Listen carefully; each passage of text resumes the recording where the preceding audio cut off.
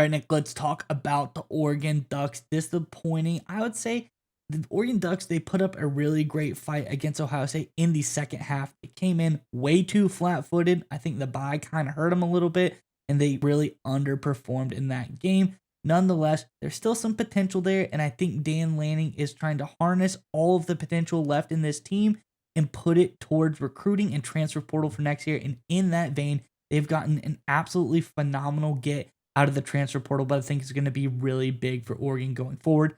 Before we get into that, I'm Andrew, and this is Saturday Morning Inspection. All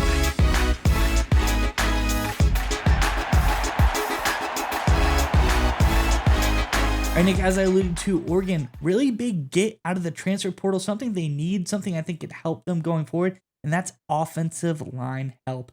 Let's get into the article, and we can talk more about it on the other side. This, of course, is from over on Athlon Sports. It says Oregon Ducks head coach Dan Lanning has been a masterful worker of the transfer portal over the last couple of years. He doesn't appear to be stopping anytime soon. Early on Tuesday morning, the former USC Trojans offensive guard Emmanuel Pregnon was announced to commit to the Oregon Ducks. The redshirt senior has 1 year of eligibility left. Pregnon was rated as the #1 interior offensive lineman available in the transfer portal by On3, and he's expected to be a starter for Oregon next season. Big time, grabbing a high-level guy, instant starter out of the portal. You gotta love that. Curious what your thoughts are on this one, Nick, but before we get to you, Ducks fans, in the comment section below, we know that Dan Lanning is going to really start to hit the transfer portal hard. There's going to be some great guys that come out of it. Only 9 guys so far. I expect there to be a few more in the coming days. But let us know your thoughts in the comment section below. Is there any final holes on this roster coming into next year that need to be filled?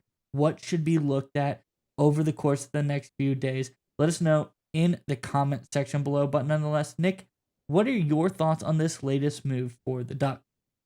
Yeah, I think Dan Lanning, along with anyone watching college football, and certainly Oregon Ducks fans, saw what happened against Ohio State and realized he had one categorical flaw on his football team. Their offensive line wasn't good enough to match up against a full strength defensive line for Ohio State. Now, look, the Oregon defense was terrible. I'm not taking anything away from them, but this is an offensive football team all season long. When they beat Ohio State earlier in the season, it was a higher scoring game. When they beat Penn State to win the Big Ten, it was more of a high scoring game, obviously. This is an offensive football team. That's how Oregon is structured currently in terms of basically their overall roster and strategy. And at that point, biggest game of the year, of course, playoff after the bye, it was revealed that they weren't good enough at the offensive line. And we've seen this happen a lot of times in playoff games going back to the National Football League, right? We have all these great teams, but suddenly playoff time comes along. You play a team with a good front four, the weaknesses up front on your side on offense, they become very obvious, and suddenly everything goes to a screeching halt. This is Dan Lanning saying, okay, we've got to solve this problem. We cannot allow this to happen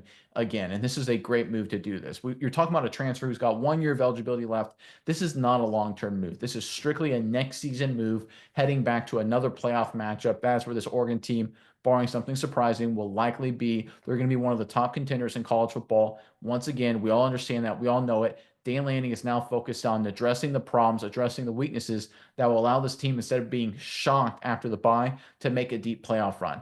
This is what good coaches do. This is what smart coaches do, right? They recognize weaknesses that are short-term problems and they use the transfer portal to address them. You can still use recruiting, right? Doesn't mean you don't recruit offensive linemen. That'd be silly. But if you've got a major categorical flaw, which Oregon obviously did based on the Ohio State game, they need to go out and address it. And it has to be a now. You can't rely on some young guy to step up or go after some recruit and hope some 18-year-old kid can come in and solve the problem when they go back to the playoffs next year. You need a veteran quality player that's ready to play today that can turn a weakness into a strength. And this move allows the Oregon Ducks to do just that.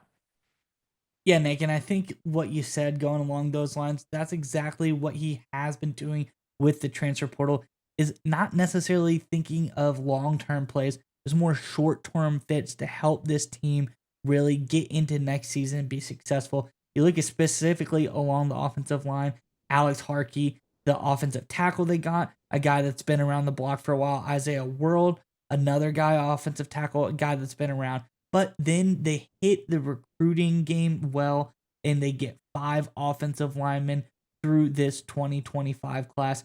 So I think he sees the long-term game through the recruiting, but the short-term game in the transfer portal, bringing in guys who might not quite have as much eligibility left, but have been around, big time guys, big guys, 6'8", 309 for World. You got 6'6", 305 for Harkey. This is really big guys that he's bringing in.